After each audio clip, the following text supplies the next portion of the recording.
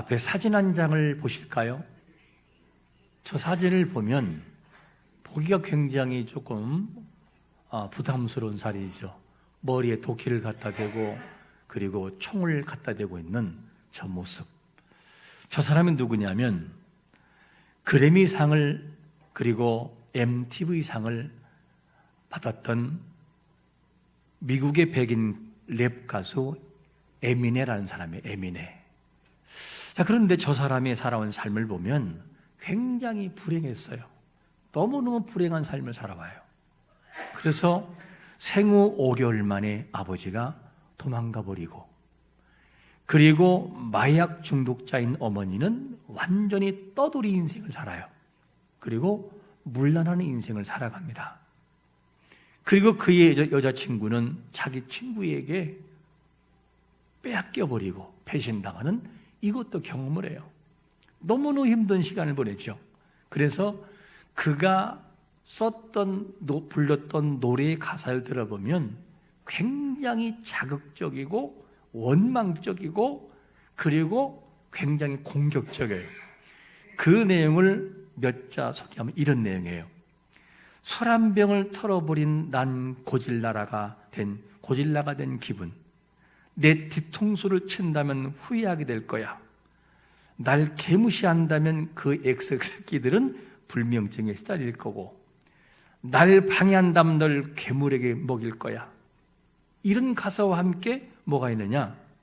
어머니나 자기를 버렸던 어머니, 그리고 여자친구에게는 쌍욕을 퍼붓고 반항적이고 욕설과 폭력이 있는 그런 가사가 진행이 돼요.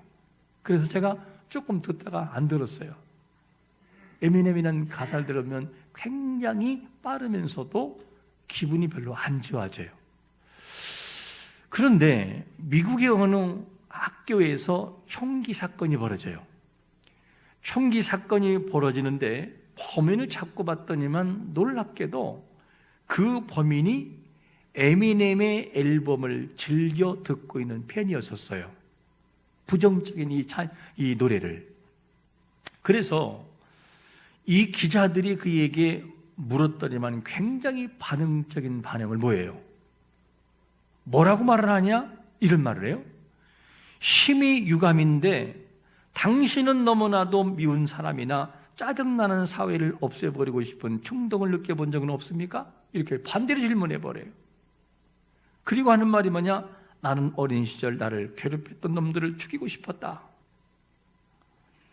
집에 와서는 자기 방에 있는 모든 것을 다 막 부셔버렸다. 난 그런 삶을 살았다고. 그러면서 기자들에게 막 뭐라고 하는 거죠.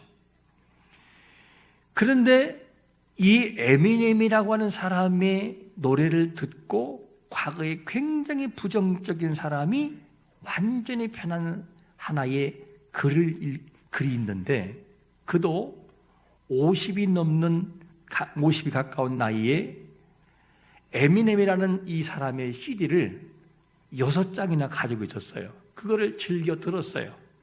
그런데 그는 살아오면서 피가 나도록 주먹으로 막 바닥을 때려보고 깨부순 적도 있었어요.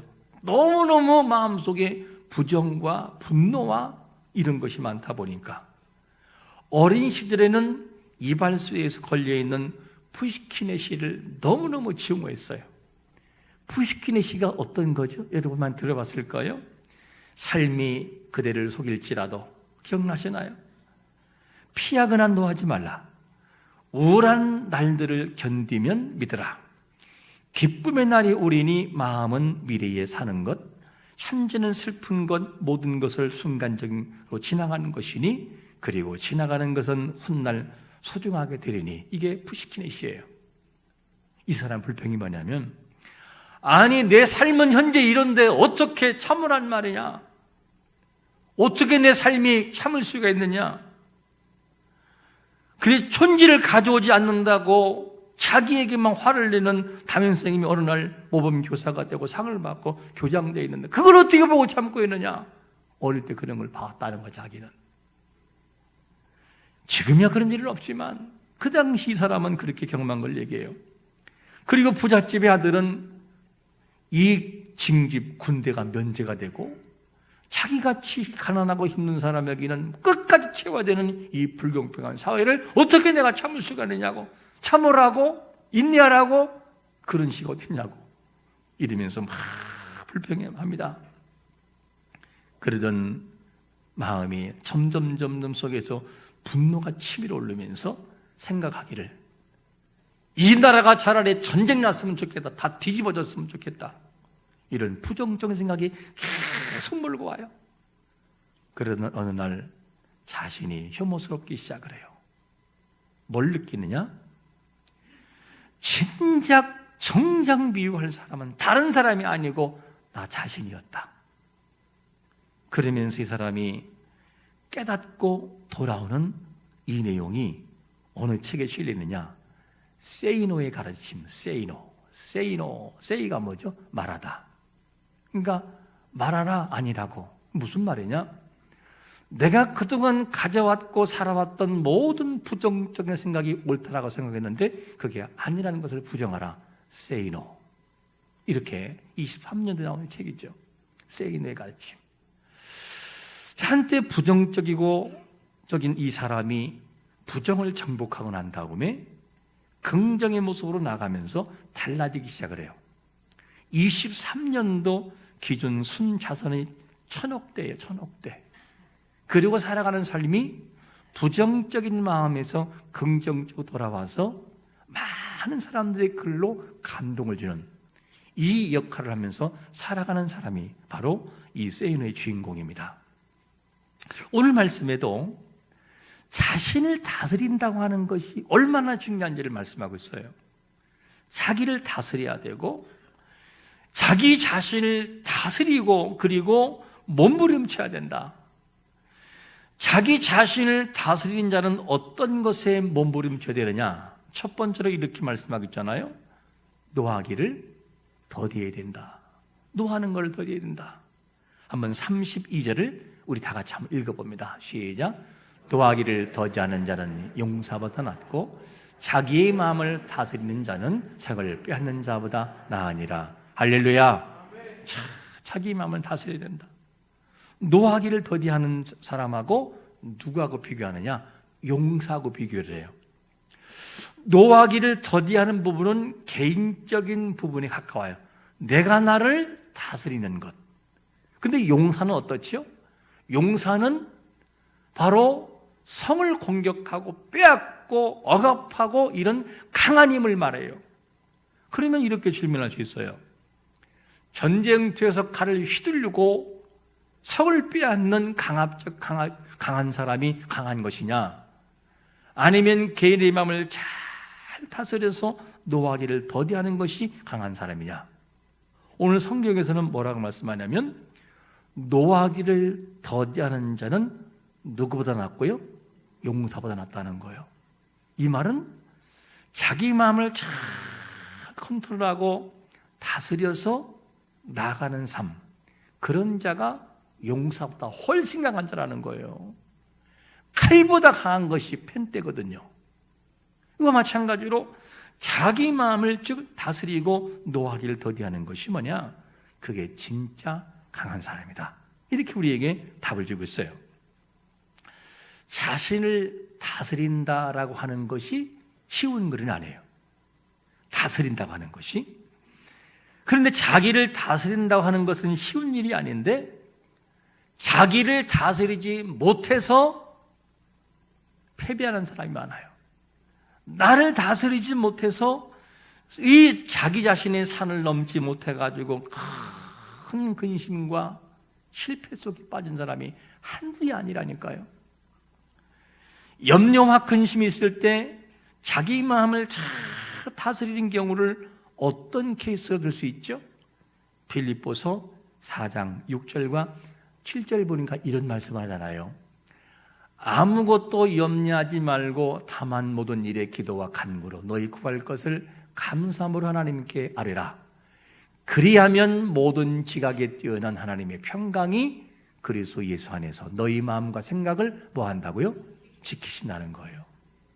이 내용을 보면 내 염려, 근심 여러 가지가 있는데 내가 하나님께 나가서 내 모든 문제를 나를 내려놓고 하나님과 관계를 맺었더니만 평강이 찾아오더라. 무엇에? 지각에. 뭐죠? 생각하고 판단하고 염려했던 모든 것이 이게 아니었네. 내가 왜 염려했지? 이렇게 느껴진다는 거예요. 깨달아지고. 자기 마음을 다스리는 것은 하나님과의 관계를 통해서 이루어진다. 이렇게 표현하고 있어요. 하나님의 관계를 바로 하면 평강이 찾아오는 것을 믿으시기를 축원합니다. 바로 해야 돼, 하나님 관계를. 사람의 생각에 찾아오는 부정적인 요소는 굉장히 많아요. 옛 어른들 그랬죠. 아이고, 생각이 얼마나 들어온다고요? 무슨 생각? 5만 가지 생각이 있다. 5만 가지. 5만 가지 생각이 다 있네. 이렇게 옛날 어른들이 얘기했었어요. 실제적으로 얼마나 많은 것들이 있는지 우리에게 몰라요. 수만 가지 생각이 다가올 때 이거를 정리하지 못하면 무너진다니까요. 내가 갑자기 미운 생각이 들어요. 옛날에 너무너무 미운 내가 생각이 드는데 그 사람은 딱 떠오르는데 마침 그 옆에 지나가요. 그러면 뒤에 대고 욕을 할 수 있어요. 하지만 그런 생각을 잘 절제하지 못하면 실패하게 돼요. 실제적으로 그런 얘기가 많잖아요. 스스로 귀에 들리는데 욕을 했다고, 욕을 막 했다라고 생각이 들어오니까 그 사람을 어떻게 해요? 피해를 끼치고 죽이는 경우도 있어요. 자기 마음을 못 다스리니까. 이런 일이 많이 있어요. 그러면 부정적인 생각은 누가 집어넣을까 하는 질문이에요. 부정적인 생각, 원망, 불평은 어디서부터 하느냐? 거짓의 아비 사탄으로부터 왔어요. 출발이 그래, 출발이. 그러면 우리의 이 사탄은 어떤 일을 하느냐? 약점을 이용해서 부정적인 생각을 집어넣어서 뭐가 되느냐? 그 사람이 긍정적인 사람 되지 못하도록 계속해서 원망과 불평으로 인생을 마무리하게 만들어요. 그게 사단의 전략이에요. 속상한 일이 있는 것과 늘 불평하고 원망한 사람은 다른 거라니까요. 이로 인해서 하나님의 선하신 뜻을 모르게 만들어요. 하나님이 기뻐하는 것이 뭔지를 분별하지 못하게 만드는 것이 사탄의 전략인 것을 봅니다. 그래서 부정적인 산을 넘지 못하면 부정으로 끝날 때가 많아요. 불행하게 끝나버려요.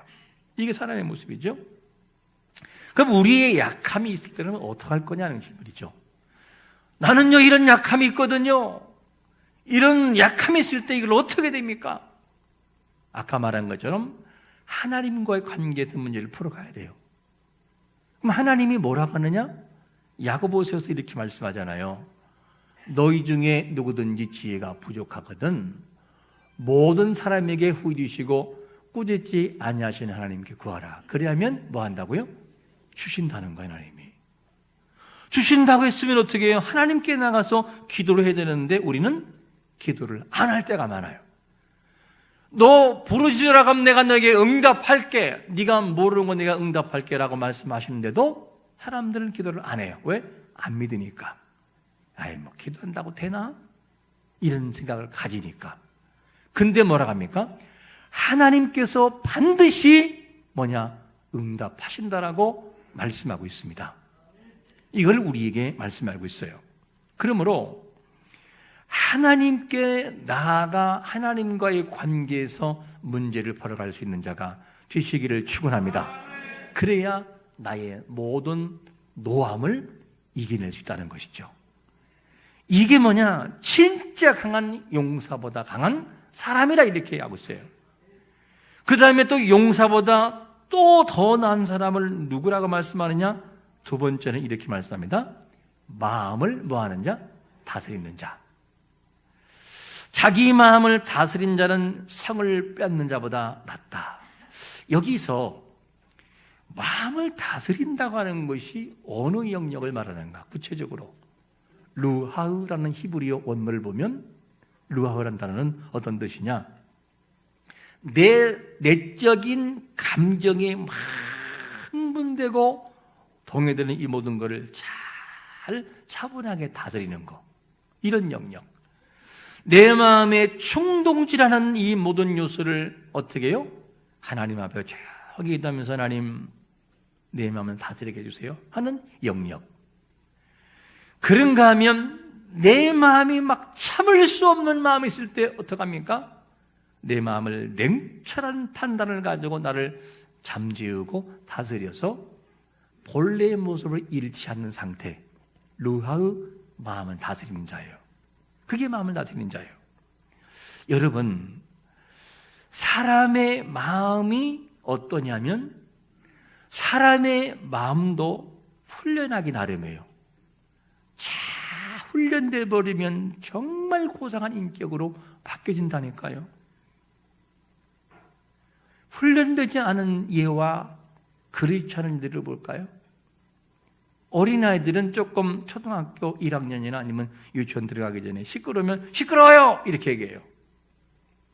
근데 한 어느 집사님의 아들이 있는데 이 아들을 외동 아들이 있는데 얼마나 소중하게 기르는지 말하는 것부터 시작해서 다 교육을 하니까 어느 날 음악이 좀 컸어요, 교회에서.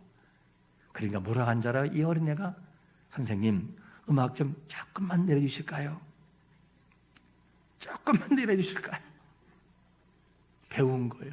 이렇게 바뀌어져 버려요. 어떻게 훈련에 따라서 달라진다니까요. 모든 말과 모든 행동은 훈련을 반복함으로 바뀌어지게 돼요. 그것을 사회에 나가서 고상한 인격의 사람이라고 칭하게 됩니다. 훈련되지 않으면 안 바뀌어요. 안 바뀝니다. 내가 고상한 대우를 받고 싶다면 훈련되어져야만 돼요. 야생마가 야생마로 있을 때는 필요 없는 존재가 되어버려요. 그러나 야생마가 훈련돼 버리면 경기마가 돼요. 경기마가. 너무너무 달라지는 것이죠. 사람의 마음은 어떨까?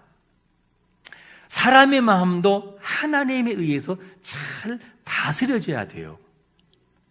잘 다스려질 때에 그 사람이 귀한 도구로 사용될 수 있음을 우리가 알아야만 됩니다.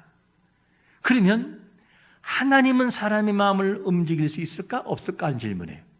하나님은 이런 분이라고 우리에게 말씀하고 있잖아요.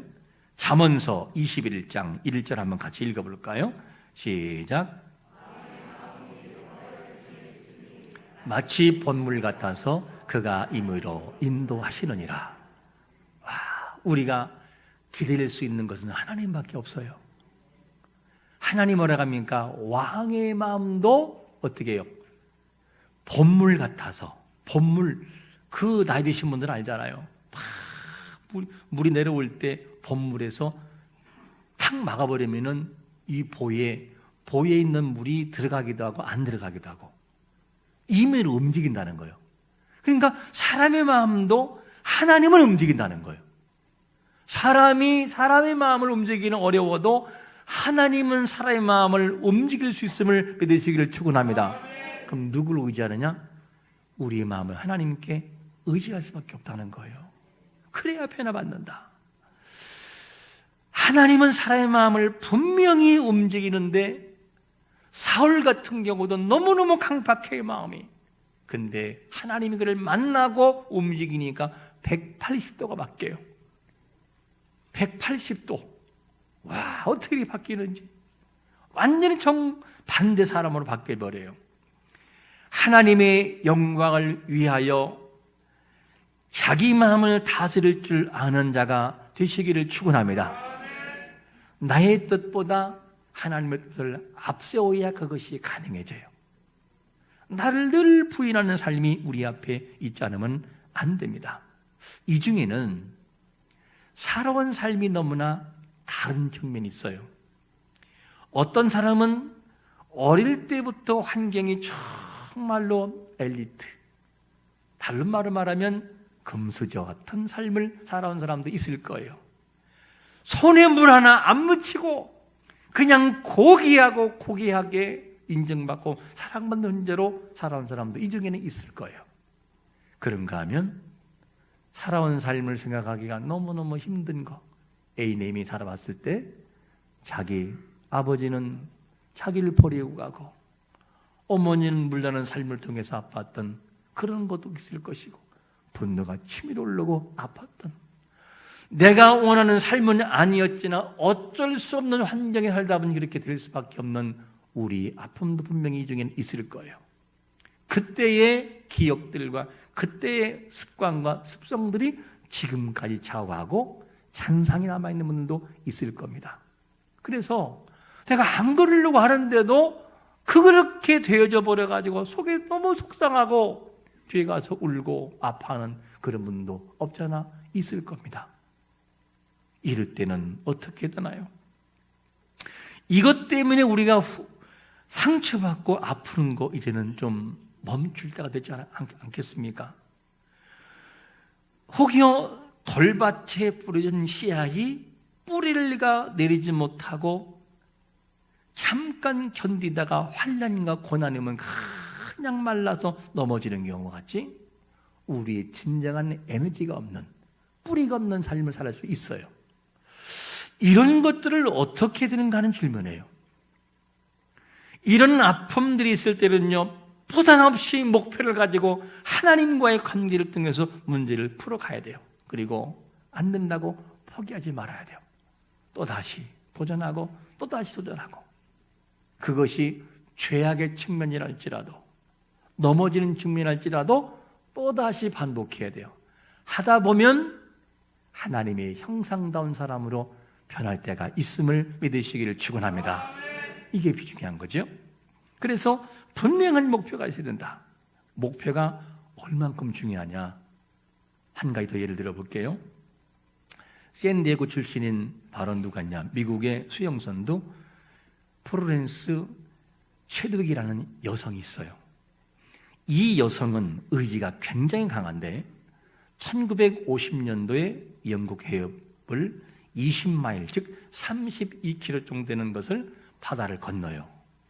대단합니다. 근데 이렇게 남녀를 통틀어서 영국 최초의 해협을 헤엄쳐 횡단한 사람이 이 사람이에요.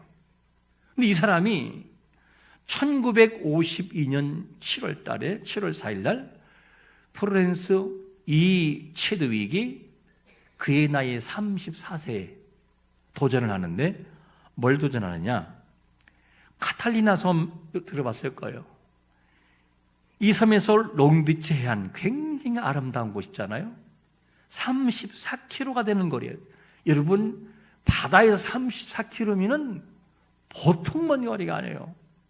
제가 수영을 해보는데, 저도 수영을 웬만큼 하는 사람인데 이렇게 안 하다가 1km 정도 가는 것이 힘들더라고. 너무너무 지쳐요. 1km.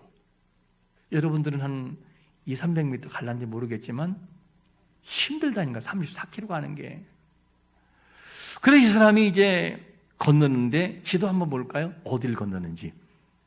저게 바로 카탈리 섬에서 롱비치 해안가에 가는 거리였어요. 빨간 거 쫙 연기했죠.